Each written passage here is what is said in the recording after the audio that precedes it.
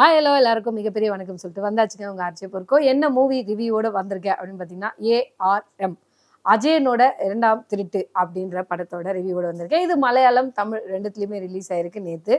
Okay, மலையாளத்தில் ஒரு படம் பார்க்குறோம் அப்படின்னா அது அப்படியே தமிழில் பண்ணால் எப்படிப்பா இருக்கும் அப்படின்லாம் யோசிப்போம். பட் ஆனால் தமிழ்லேயும் தரமாக பண்ணியிருக்காங்க இந்த படத்தை.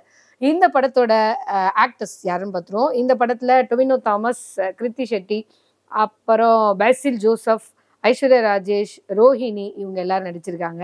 படம் என்ன கதை அப்படின்னு பார்த்துருவோம். முதல்ல டொவினோ தாமஸ் இவர் 3 வேடங்கள்ல நடிச்சிருக்காரு. இதுல தாத்தாவா நடிச்சிருக்க டொவினோ தாமஸ் சான்ஸே இல்லை, அமேசிங் பண்ணியிருக்காரு அப்படின்னே சொல்லலாம். அவரோட கேரக்டரா இருக்கட்டும், அது வடிவமைக்கப்பட்ட விஷயமா இருக்கட்டும், அவரு அதை கொடுத்த அந்த அவுட்புட்டா இருக்கட்டும், அவ்வளவு சூப்பரா நடிச்சிருக்காரு.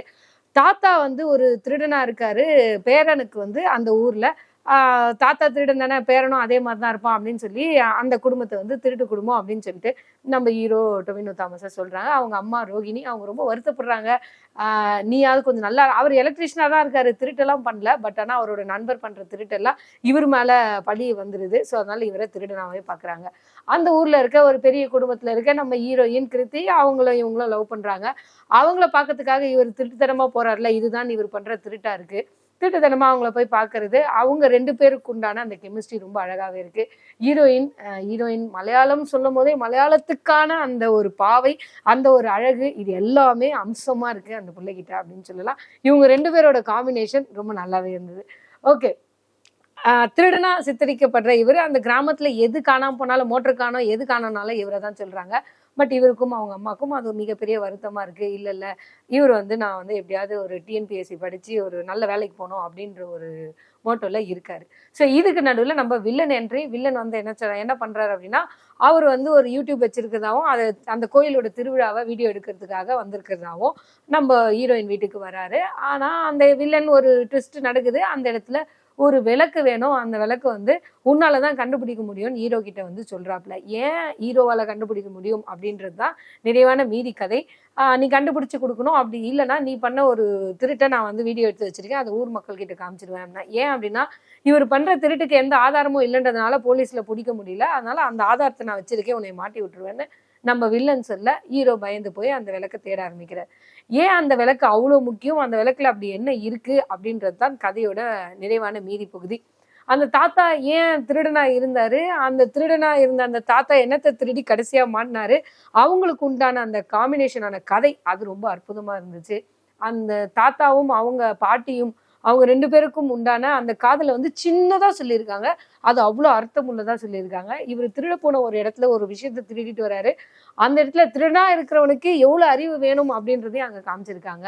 ஸோ ஓவராலா படத்துல ஒவ்வொரு கேரக்டரையும் அழகா வடிவமைச்சிருக்காங்க. தாத்தா டொவினோ தாமஸ் தான் அமேசிங். அவரோட பாடி, அந்த கண்ணு, அந்த பவரு, அந்த ஒரு ஆக்ஷன்ஸ், இது எல்லாமே அவ்வளோ சூப்பரா இருந்தது.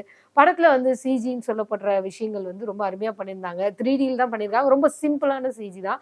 அதை அவ்வளோ அழகா அந்த தண்ணிக்குள்ள போற விஷயம்லாம் பண்ணியிருக்காங்க. பெருசா நம்ம எதிர்பார்த்து பார்க்குறோம் அப்படின்னா இதெல்லாம் ஒரு விஷயமாடா அப்படின்னு தோணும். பட் ஆனா நார்மலான ஒரு படத்துக்கு இதெல்லாம் தேவை அப்படின்ற மாதிரி காமிச்சிருக்காங்க. ஒரு சில இடத்துல கன்ஃபியூஷன் இருக்க தான் செய்யுது. ஸ்டார்டிங்ல காட்டுற அந்த கதைகள், ஐஸ்வர்யா ராஜேஷ் பத்தின கதைகள் ஃபர்ஸ்ட் ஒரு 3 தலைமுறைகளா காட்டுறாங்க. அந்த கதைகள்லாம் கொஞ்சம் அப்படி உள்ள போய் பின்னி பிணைஞ்சாதான் நமக்கு புரியும்.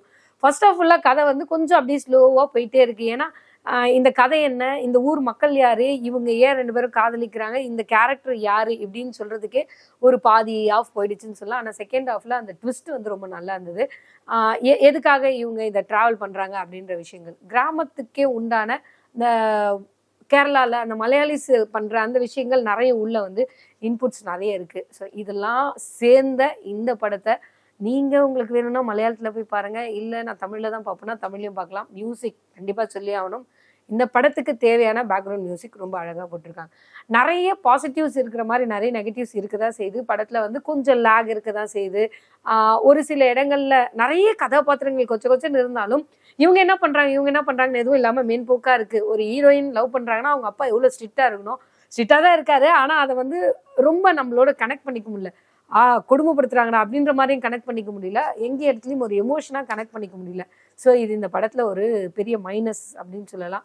ஓவராலா இந்த படத்தை தியேட்டர்ல போய் ஃபேமிலியோட பார்க்கலாமா அப்படின்னா கண்டிப்பா போய் தியேட்டர்ல ஃபேமிலியோட பார்க்கலாம். பார்த்துட்டு உங்களோட கருத்து என்ன அப்படின்றத கமெண்ட் பாக்ஸில் போடலாம். இந்த படம் எங்கேயும் உங்களை ஏமாத்தாதுன்னு நினைக்கிறேன். ஒரு சின்ன சின்ன லேக்ஸோட படத்தை போய் தேட்டரில் பார்த்துட்டு வாங்க. உங்களோட கருத்தை கமெண்ட் பாக்ஸில் போடுங்க. அடுத்த ரிவ்யூல வந்து சந்திக்கிறேன். டடா பை பை.